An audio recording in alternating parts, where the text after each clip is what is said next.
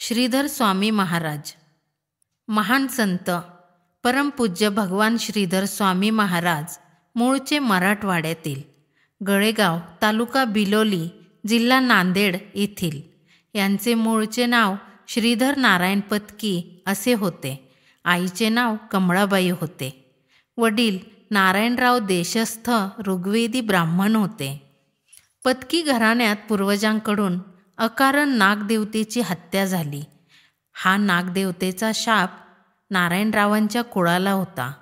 या शापातून मुक्तीसाठी ज्योतिषाच्या मार्गदर्शनाप्रमाणे नारायणराव व कमळाबाईंनी श्री क्षेत्र गाणगापूर येथे प्रयाण केले. श्री क्षेत्री या दाम्पत्याने कठोर तपसाधना केली. भीमा अमरजा संगमावर स्नान करावे. अश्वत्थ औदुंबर वृक्षाला प्रदक्षिणा घालाव्यात. नारायणरावांनी गुरुचरित्र वाचावे. सौंनी ते एक निष्ठेने ऐकावे. दोघांची मनोभावे व सात्विक साधना फलित झाली. श्री गुरूंनी प्रसन्न होऊन ओटीत श्रीफळ व 2 केळी प्रसाद रूप दिली.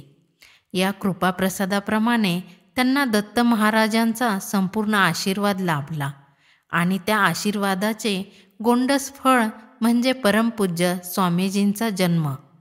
श्रीधर स्वामीजींचा जन्म नांदेड जिल्ह्यातील देगलूर लाडचिचोळी येथे 7 डिसेंबर 1908 रोजी मार्गशीर्ष पौर्णिमा दत्त जयंतीच्या दिवशी झाला.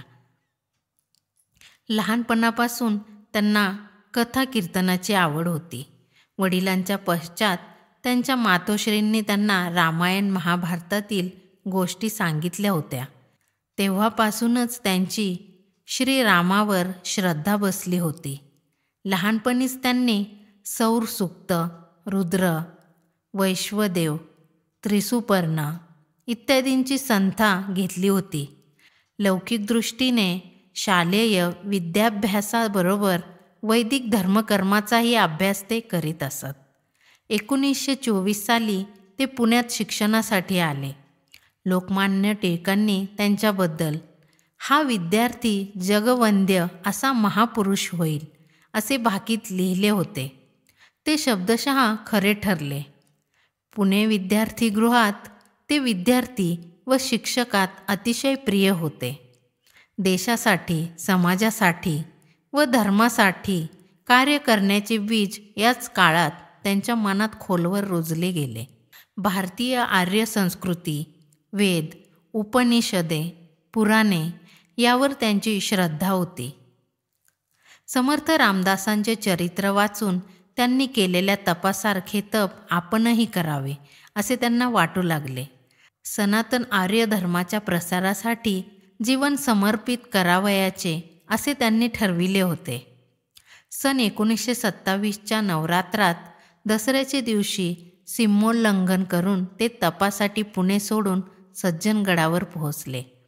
जय जय रघुवीर समर्थ म्हणत त्यांनी समर्थांच्या समाधीचे व श्रीराम प्रभूंच्या मूर्तीचे दर्शन घेतले आणि गडावर श्रीधरबुवा रामदासी म्हणून राहू लागले. जप, तप, सेवा, अभ्यास, दासबोध वाचन, करुणाष्टके पठण असा त्यांचा नित्याचा परिपाठ असे. 1930च्या या दासनवमीच्या दिवशी श्रीधरांना समर्थांचे दर्शन झाले. श्रीधरांना या काळातच विदेह अवस्था प्राप्त झाली. श्री समर्थांच्या आज्ञेने गडाच्या दक्षिणेच्या बाजूने उतरून जंगलातून गोकर्ण महाबळेश्वरला गेले. त्या ठिकाणी शिवानंद योगी व स्वामींची भेट झाली. अतूट नाते निर्माण झाले. पुढे ते शिवानंदांच्या आश्रमात कर्नाटकात शिगेहळ्ळीला राहिले. तेथे तप साधना केली. असेच पुढे जाता जाता कोडसादरी या पर्वतावर श्रीधर तप करीत असता त्यांना आद्य जगद्गुरू शंकराचार्यांनी दर्शन दिले. त्यांना ब्रह्मासनावर बसविले. तेथे रिद्धिसिद्धी योगिनी शक्तिदेवता प्रकट झाल्या व सांगितले की आपल्या धर्मकार्यासाठी आमचे आशीर्वाद व सहाय्य राहील. सन 1935चे सुमारास ते पुन्हा गडावर आले. त्यांचे हातून रामगौरव, श्रीराम पाठ, श्री समर्थ पाठ, मारुती महात्म्य, स्वात्मनिरूपण हे साहित्य निर्माण झाले. कानडी, इंग्रजी, संस्कृत व मराठी भाषेतून तत्त्वज्ञानपर चिंतन त्यांनी ग्रंथरूपाने लिहिले. सन 1941 मध्ये शिवानंद स्वामींनी देह ठेवल्यावर शिगेहळ्ळीला मठाची व्यवस्था श्रीधरांनी पाहिली. मठाचे नूतनीकरण व विस्तारीकरण केले. नंतर गडावर आले व पुढे महाराष्ट्रात भ्रमण करून पुन्हा सन 1942 साली ते शिगेहळ्ळीला परत आले. त्या आश्रमात त्यांनी विजयादशमीच्या मुहूर्तावर संन्यास दीक्षा घेतली. आता श्रीधरबुवा हे श्रीधर स्वामी म्हणून प्रसिद्धीस पावले. श्रीधर स्वामींच्या प्रतिभासंपन्नतेने ते अनेकांचे श्रद्धास्थान बनले. समर्थांनी प्रत्यक्ष दर्शनात श्रीधर स्वामींना भगवान म्हणून संबोधिले आहे. 1947 पर्यंत कर्नाटकातील संचारानंतर उत्तर भारतात बहुतेक सर्व श्रद्धेय तीर्थक्षेत्रांना भेटी देत पारायणे, यज्ञयागादी कर्मे केली. समर्थांची 350वी जयंती मोठ्या प्रमाणात सर्वत्र साजरी केली. लोकांच्या अडीअडचणी उपासना मार्गाने सोडविण्यासाठी मार्गदर्शन करू लागले.